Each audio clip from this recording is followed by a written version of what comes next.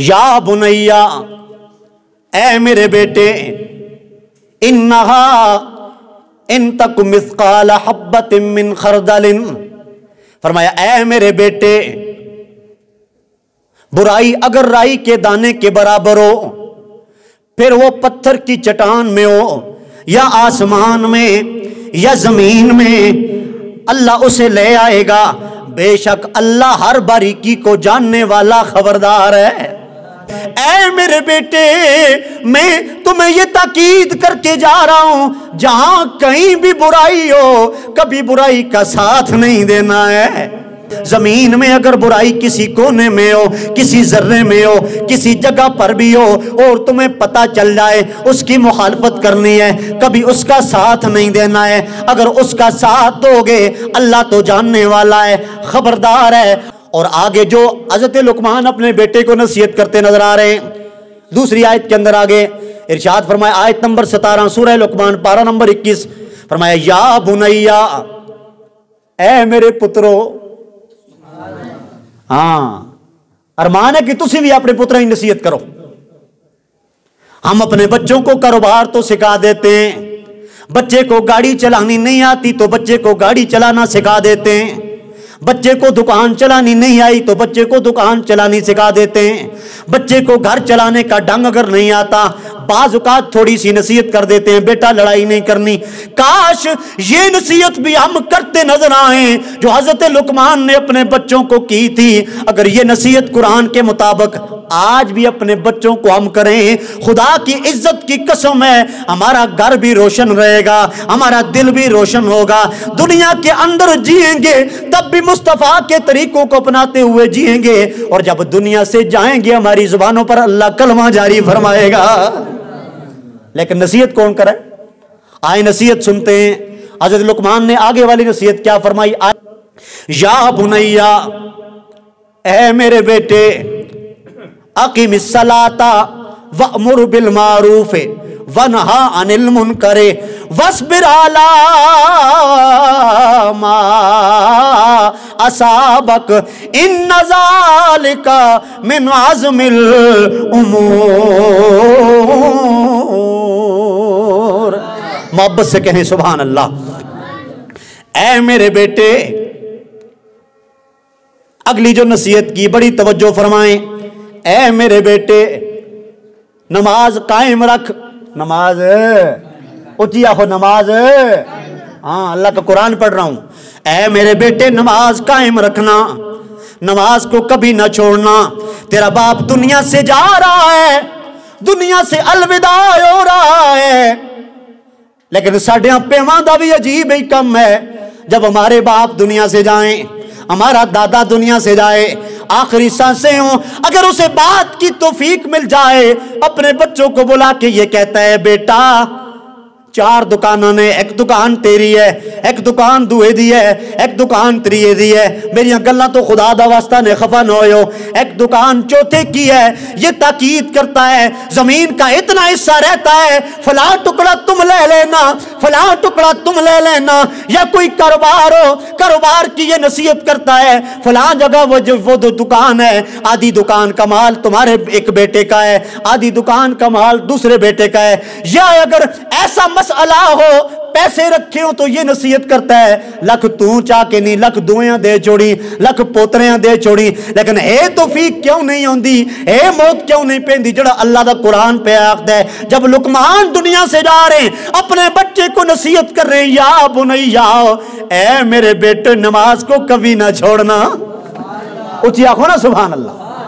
लेकिन सिर्फ कुरान पढ़ना है, या बुनैया, ए मेरे बेटे, अकीमिस सलाता वअमुर बिल मारूफ, ऐ मेरे बेटे, नमाज कायम रख और अच्छी बात का हुक्म दे और बुरी बात से मना कर। तुझे जो मुसीबत आए उस पर सब्र कर। और अल्लाह दूसरे मकाम पर इरशाद फरमा रहा है, इन्नल्लाह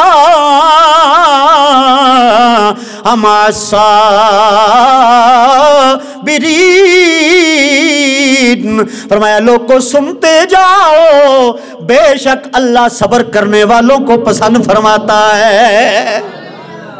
लुकमान की नसीहत के मुताबिक फरमाया, फिर बेटे जब कोई मुसीबत आ जाए, उस मुसीबत पर आओ फला न कर, उस मुसीबत पर तमाचे न मार, गरिबान न फाड़, उस मुसीबत पर सब्र कर। दूसरे मकाम का जहां पर मैंने आयत कोट की, अल्लाह कहता है सब्र करने वाले जो होते हैं अल्लाह रब्बे कायनात पहले से भी उन्हें बढ़ के अता फरमाता है। आगे इरशाद फरमाया, इन्ना ज़ालिका मिन आज़मिल उमूर, बेशक ये हिम्मत वाले कामों में से है। जी जितने भी काम तुझे मैंने बताए हैं, ये सारे के सारे जो काम हैं ये हिम्मत वाले कामों में से हैं, और जो ये काम करता है अल्लाह ताला उसे और बढ़ चढ़ के अता फरमाता है। पहली नसीहत नमाज, अच्छी बात का हुक्म देना, बुरी बात से मना करना और मुसीबत पर सब्र करना, ये नसीहतें हो रही हैं। क्या कभी तुमने अपने औलाद को यह नसीहत की है? आज तक तो नहीं की, जो मुझे मेरे इल्म के मुताबिक है। आज तक तो अपनी औलाद को यह नसीहत हमने नहीं की। तो समझो कोई एक जना खड़ा हो चला है, चिट्टी दाढ़ी वाला खड़ा हुआ है, काली वाला खड़ा हुआ है, जिनकी शादियां हो चुकी हैं, कोई बंदा उठ के ये कहे कि हमने अपनी औलाद को ये जो आगे वाली तकीदें हैं, नमाज का तो चलो कह दिया होगा, वो भी सिर्फ रस्मी तौर पर आखने प्यो पुत्र है नमाज दाखे मजाल के भी पुत्र नमाज ना पढ़े, वो फिर प्यो ना होया ना। अभी आप बोलेंगे वो मौलवी साहब ये तो तुम बड़ी सख्ती वाली गल की है, औलाद नहीं सुनती। औलाद क्यों नहीं सुनती भाई? ये औलाद ही को हुक्म किया जा रहा है, औलाद क्यों नहीं सुनती? ये कैसी बात हुई? बाप सर पर मौजूद और बाप के ओ जी मौलवी साहब औलाद नहीं सुनती। एक बाप बेटे को नसीहत कर रहा है, अब बेटे कान लगा के सुन रहे हैं कि बाप दुनिया से जा रहा है, और बाप नसीहत करके जा रहा है, बेटा नमाज कभी ना छोड़ना। दूसरी नसीहत, बेटा हमेशा अच्छी बात कहना, बुरी बात ना कहना। तीसरी नसीहत अल्लाह के कुरान के मुताबिक, ऐ मेरे बेटे जब कोई मुसीबत आ जाए उस मुसीबत पर आओ फला नहीं करना, तमाचे नहीं मारने, गरिबान नहीं फाड़ना, ते अपनी ज़ुबाना विच अगर तुसा मैं समझावा डां डां नहीं करनी, बल्कि अल्लाह दी पाक बारगाह दे अंदर सब्र भी करना है, शुक्र भी करना है। इतना जदों तुसी सब्र करोगे, शुक्र करोगे, अल्लाह तुहानू और अता फरमावेगा। दूसरा कुरान का मकाम अल्लाह फरमा रहा है, या अय्युहल्लज़ीना आमनू कू अनफुसकुम व अहलीकुम नारा, ऐ ईमान वालो बचो आग से, अपने आप को भी आग से बचाओ, व अहलीकुम नारा, और अपनी औलाद को भी आग से बचाओ। ऐसा ना हो कल बाप भी जहन्नम की तरफ जा रहा है, औलाद भी जहन्नम की तरफ जा रही है, क्योंकि बाप से पूछा जाएगा। अगर एक बाप नमाज पढ़ने आ जाता है, घर में जवान औलाद सोई है, जवान बच्चियां सोई हैं, जवान बच्चे सोए हैं, घर वाले सोए हैं, बाप नमाज पढ़ने आ गया, बोल कर नहीं आया, दरवाजा खटखटा के नहीं आया, उन्हें जगा कर नहीं आया, ये जड़ा बाबा नमाज पढ़ने आया है, ये जवान नमाज पढ़ने आया, घर वालों को उठा के नहीं आया। अगर खामत नमाज पढ़ने आया, बीवी को उठा के नहीं आया, बच्चियों को उठा के नहीं आया, बच्चों को उठा के नहीं आया। अगर दादा नमाज पढ़ने आया है, अपने पुत्रा उठा के नहीं आया, पोतरियां उठा के नहीं आया, देतरियां उठा के नहीं आया, पोतरियां उठा के नहीं आया। ए बाबे आवी पर फरिश्ते लम्या पास उनते नाल उन्हां भी लम्या पास उन। हाँ जी, खुद तो हम नमाज पढ़ते हैं, औलाद को नमाज का क्यों नहीं कहते?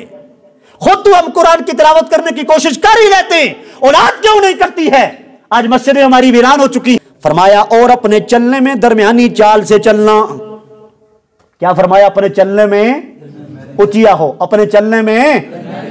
हाँ जी, इतने जहां तड़ी असीं अकड़ के न चलना तो लोग सरदार साहब की आंख सुन, सीना कट के न टुरो जहां तड़ी ते लोग सानू वासी की सियाण सुन। अरे ते वासियों विचों ने, ते वाणा विचों ने, ते मलका विचों ने, चौधरियां विचों ने, खाना विचों ने, क्योंकि ते साडी पहचान है। जहां तड़ी असीं टैके नाल न टुरा तो फिर लोग सियाण सुन किंज। हज़रत लुकमान नसीहत करते नजर आ रहे हैं। फरमाया मेरे बेटे जब अल्लाह की जमीन पे चलना, दरमियानी चाल चलना, सर झुका के चलना, क्योंकि अल्लाह झुकने वालों को पसंद फरमाता है। हाय हाय हाय हाय, बदलेगा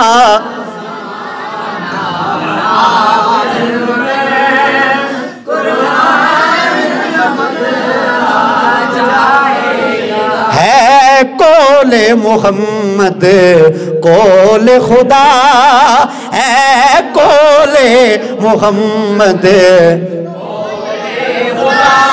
है कोले मोहम्मद है कोले बोलो बोलो हल्के बोलो है कोले है कोले मोहम्मद कोले मोहम्मद पाक ने फरमाया मतलब इसका एवे जो मोहम्मद पाक ने फरमाया ते समझो रब्बुल आलमीन ने फरमाया समझो सोना मुस्कुराया रब मुस्कुराया समझो सोना बोलिया रब बोलिया अल्लाह तो कुरान पढ़ छोड़ा वमा यंतिकु अनिल हवा इन हुवा इल्ला वह्युन यूहा अल्लाह तो कुरान पे फरमांदा है सोना उदों तणी बोलदा नहीं जदों तणी अल्लाह दा हुक्म नहीं आ जांदा है अल्लाह दी वही नहीं आ जाती रल के आखो है कोले मुहम्मद है कोले मुहम्मद कोले खुदा फरमान न बदला जाएगा है कोले मुहम्मद कोले खुदा फरमान न बदला आखिरी बारी रल के आखो है कोले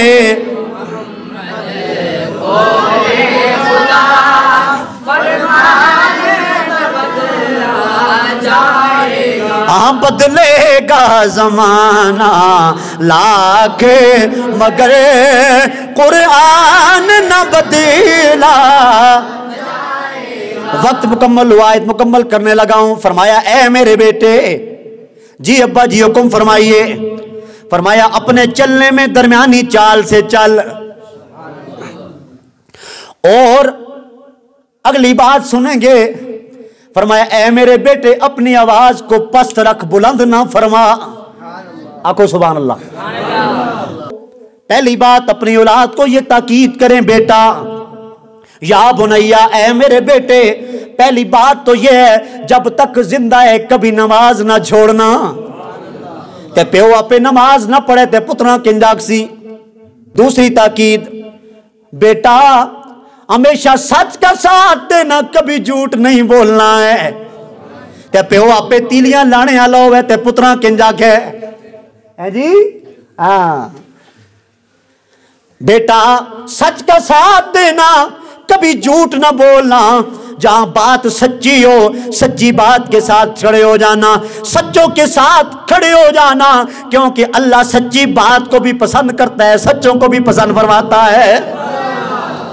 तीसरी बात जो कुरान का फैसला है ऐ मेरे बेटे अगर कहीं बुराई हो रही हो बुराई का साथ न देना क्योंकि अल्लाह दिलों के भेद भी जानता है वो बुराई भी जाहिर हो जाएगी अल्लाह भी जानता है लोगों के सामने भी हो जाएगी तू भी जलील हो जाएगा तेरा खानदान भी जलील हो जाएगा तेरा घर भी जलील हो जाएगा बेटा कभी बुराई का साथ न देना हमेशा उस तरफ खड़े रहना जो लोग अच्छाई करने वाले जो अगली नसीहत है चौथी वो ये है जब जमीन पर चलना अकड़ के ना चलना उची आखो सुभान अल्लाह अकड़ के ना चलना आज क्या होता है तू मैं सियाणदा नहीं है अकड़ के ना चलना ये नसीहत हम कर रहे हैं ते जदों प्यो दा मुंह ही डिंगा होवे गाल कटने वाला ते पुत्र गाल कटसी